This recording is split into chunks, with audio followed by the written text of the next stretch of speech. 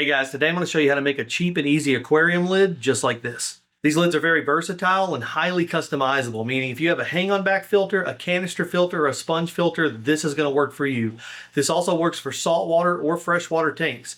If you have any air coming into the back of your tank or like a heater, any type of cords, or you're growing plants, all of these options are still viable with this lid. Probably one of the coolest things about this lid is just like a traditional glass lid, it has a hinge in the middle, meaning you can still do water changes and feed your fish without having to completely remove the lid.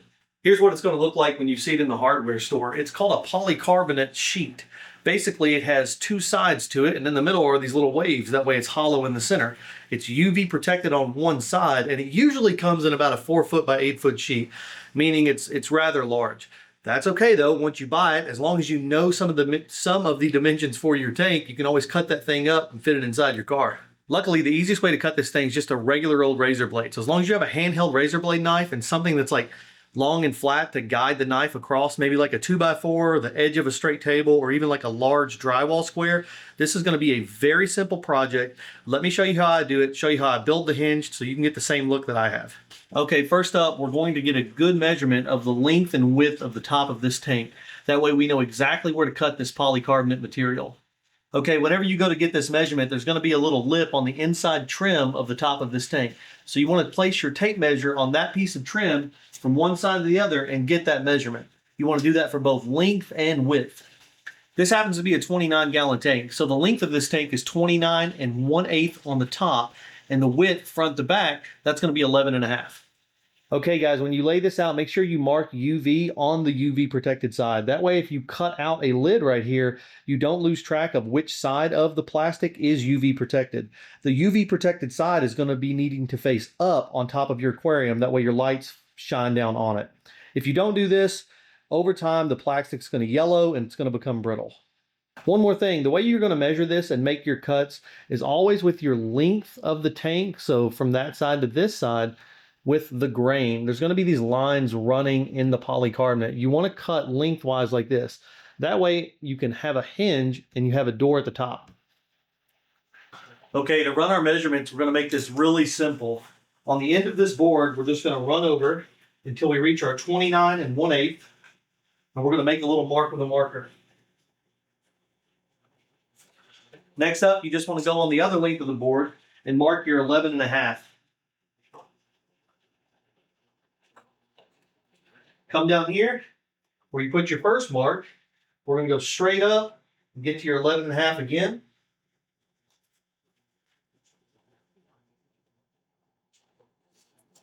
And then we're going to run lengthways and get to our 29 1/8. Now, this doesn't have to be perfect. Try not to stress about it. It's not going to be worth it if you do. Just cut out to the best of your ability and it's going to fit on the top of your aquarium.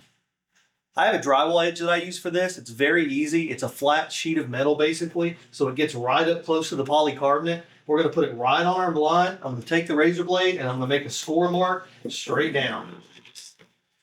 You are going to have to apply a little pressure. This is a razor blade. It is incredibly sharp, so just be careful when you're doing this. Make sure that if you can, cut away from yourself. But if you can't, just take your time, apply even pressure, and make sure that you're being safe.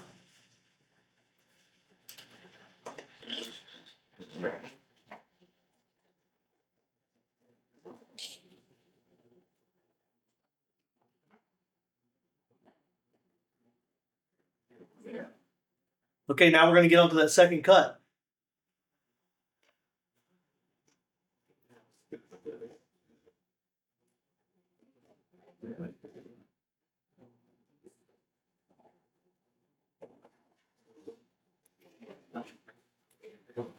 Now that we got it cut out, let's take it over to the aquarium and let's do a real quick test fit.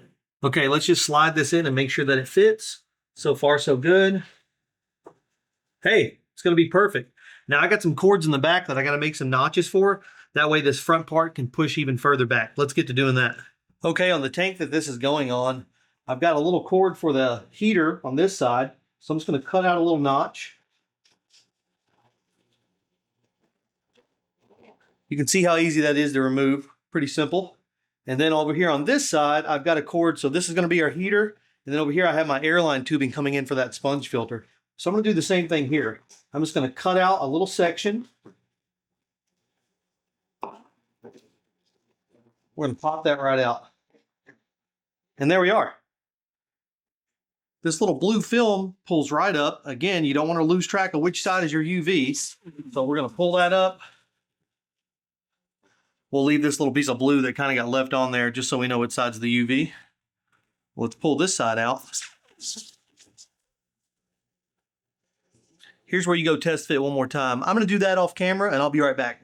Okay, that test fit went great. The next important step is making the hinge to the top of this lid. One thing to consider is where you keep your light on your tank. So my light goes about right in the middle, so I want to make my hinge a little in front of the light. That way I still have access to open and shut the door without removing the light every time. So I'm going to put my straight edge right on my plastic, and just like last time when we made that cut, find where you want your cut to be at. Make sure you're straightened up and run your knife straight down. I'm going to flip this around and do the other side.